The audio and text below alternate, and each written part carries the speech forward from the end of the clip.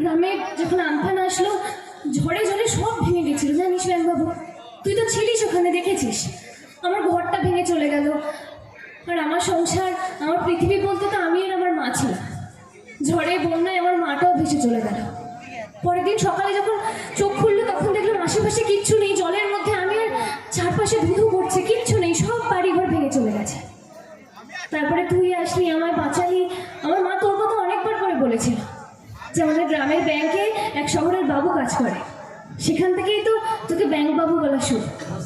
তারপর তোর হাত ধরে কলকাতায় আসা, আমার মাকে যে আমি আবার খুঁজে পাবো কখনো ভাবিনি। কলকাতা শহরে এসে আমার স্বপ্ন জিমন্যাস্টিক, সেটাকে যে এত কাছ থেকে পাবো কোনোদিন ভাবতেই পারিনি। যে মা জিমন্যাস্টিকের নাম শুনলেই এত রেগে যেত, আমাকে মারতো, বকতো, পাড়ায় কখনো কিছুতে নামই দিতে দিত না। কিন্তু মাকে হারিয়ে ফেলার পর আমি জানতে পারলাম যে সেই মাই নাকি একদিন স্টেট চ্যাম্পিয়ন ছিল। আর আজকে সবটা কতটা পাল্টে গেছে বল। আজকে আমি ন্যাশনাল চ্যাম্পিয়ন, আর আমার কোচকে আমার সেই মা।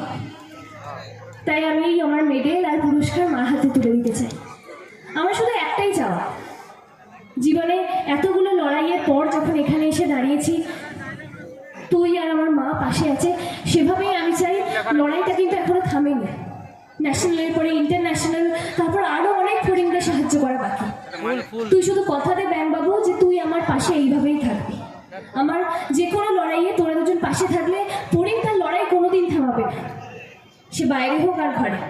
তাছাড়া এই যে এত বড় বাড়িটা, আমার শাশুড়ি মা, মেজদি, বড়দি, এটা সবাই কত ভালোবাসে আমার। জীবনে যা কোনোদিন পাইনি সবটা যেন একেবারে একসাথে পেয়ে গেছি। এই কলকাতা শহরটা এসে প্রথমে বড্ড ভয় করেছিল, এত বড় বড় বাড়ি, এত সমস্যা।